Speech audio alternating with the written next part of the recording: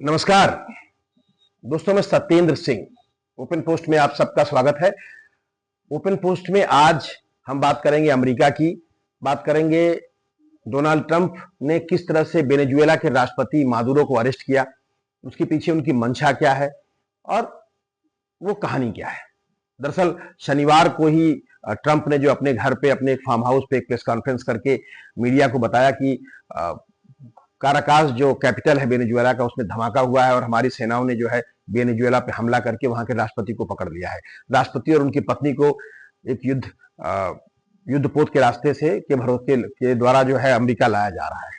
अब उनके ऊपर कानूनी कार्रवाई की जाएगी और अमेरिकी अटॉर्नी ने बताया कि यह कानूनी कार्रवाई जो है न्यूयॉर्क शहर में होगी। बहरहाल ये खबर बहुत इंपॉर्टेंट थी, उन्होंने दुनिया को साझा किया। उन्होंने बताया ट्रंप ने कि इस कार्रवाई में जो है अमेरिका को कोई भी जन हानि नहीं हुई है। थोड़े बहुत नुकसान जो हुए हैं वो मशीनों को, टूल्स को हुए हैं, बाकी हमारा कोई नुकसान नहीं हुआ है। एक बहुत बड़ी हमारी सफलता है, बड़ी जीत है। इसको भारत अमेरिकी सेना के एक बड़े सफल अभियान के रूप में ट्रंप ने बताया। बहरहाल उसके बाद ये खबर आगे बढ़ी और अब ये लगभग फाइनल हो गया कि भाई उनको लाया जा चुका है न्यूयॉर्क में, उनके ऊपर कानूनी कार्रवाई होगी। न्यूयॉर्क के मेयर ने भी ये बात शेयर कर दी है अपने पोस्ट में कि भाई वो उनको यहाँ पे लाया गया है और अब न्यूयॉर्क में लॉ एंड ऑर्डर और बाकी जिम्मेदारियों के लिए मैं बहुत गंभीरता से इसको देख रहा हूँ। और ये दुनिया भर में इस खबर को लेकर काफी रिएक्शन हुआ है। चीन से लेकर रूस ने, सबने इसकी आलोचना की है। यूनाइटेड नेशंस के जनरल सेक्रेटरी ने भी साफ किया कि भाई दुनिया के देशों को जो है यूनाइटेड नेशंस के चार्टर का पालन करना चाहिए। दुनिया के देशों को एक दूसरे की संप्रभुता का ख्याल रखना चाहिए। यूनाइटेड नेशंस ने इसके लिए जनरल बॉडी मीटिंग बुलाई है। यहाँ तक कि रूस ने साफ किया कि यह जो है एक तरह से किसी भी देश के संप्रभुता पे हमला है। चीन ने भी इसकी कड़ी आलोचना की है और उन्होंने कहा कि यह तरह से एक गैर कानूनी कार्रवाई है। रूस चीन को तो छोड़िए, तमाम सारे देश जो अमेरिका के पास में है, क्यूबा ने अमेरिका के इस फैसले की आलोचना की है।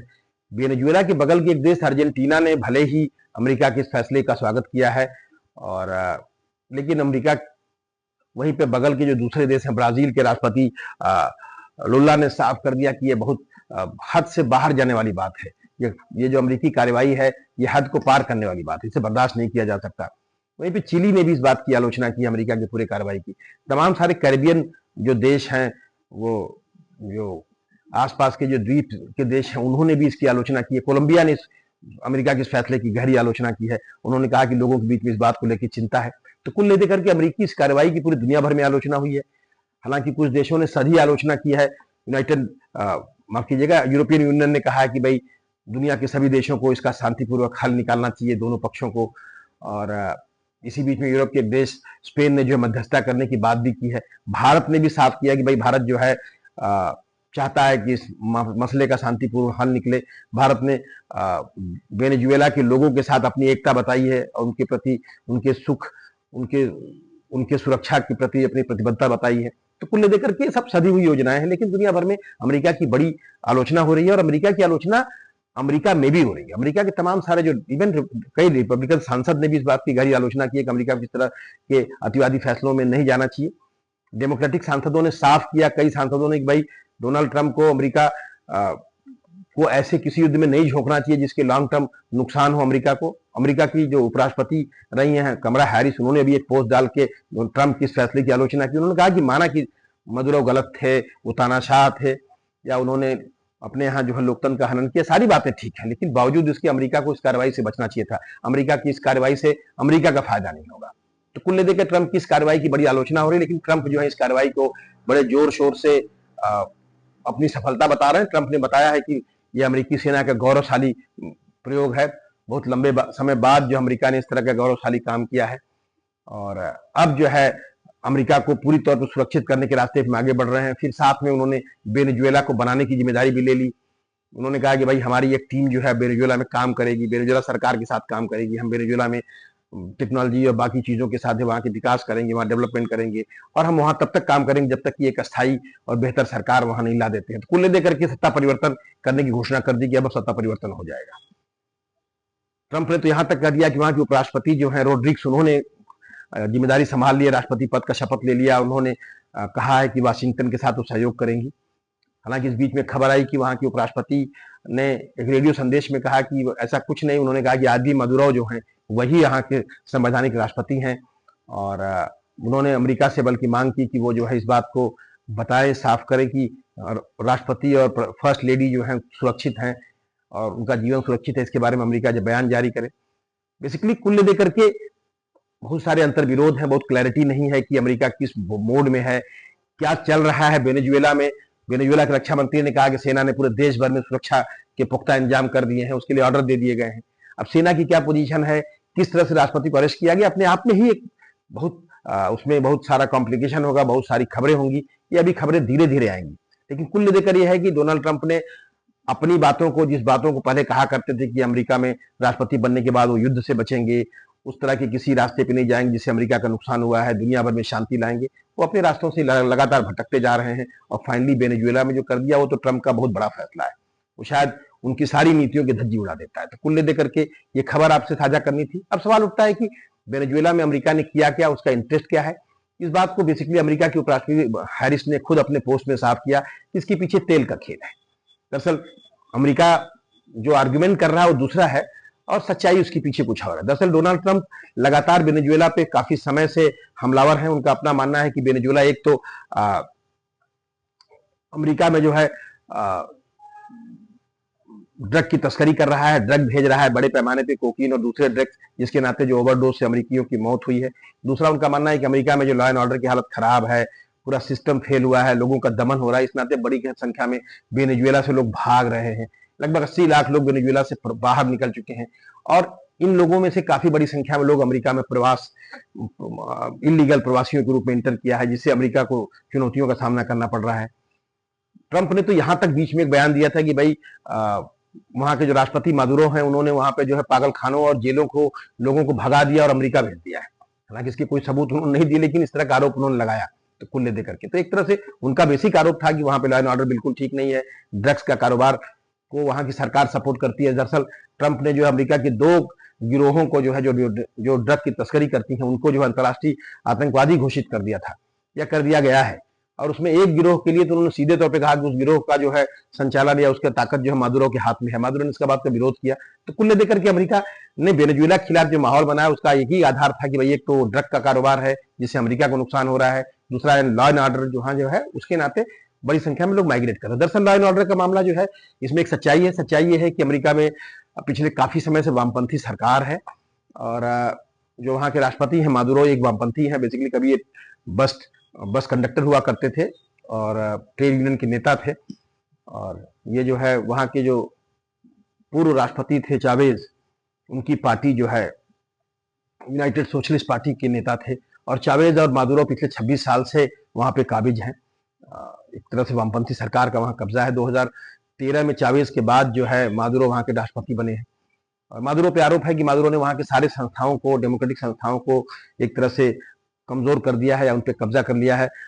यहाँ तक कि जो पिछला चुनाव जो 2024 में वहाँ पे हुआ, उस चुनाव में जो है मादुरो चुनाव हार गए थे, बावजूद उनको विजेता घोषित कर दिया गया। गोंजालेस जो अपोजिशन के लीडर थे वो चुनाव जीत चुके थे और उसके लिए उन्होंने अपने वोट वगैरह की सारा जानकारियां भी दुनिया भर की मीडिया को साझा किया था। तो कुल लेकर के यह आरोप मादुरो पे था, मादुरो पे बना हुआ आरोप। इसमें सच्चाई भी काफी है।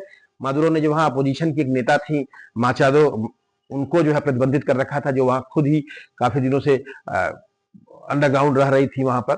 इन्हें अभी पिछले कुछ दिनों पहले जो है नोबेल पीस प्राइज मिला था, जिसके बारे में आप सबको याद होगा। ट्रंप ने बोला कि माचादो ने हमको फोन करके बोला और उन्होंने हमें बताया कि हमने जो है हम इसके हकदार थे, हमने शांति के लिए काफी काम किया है।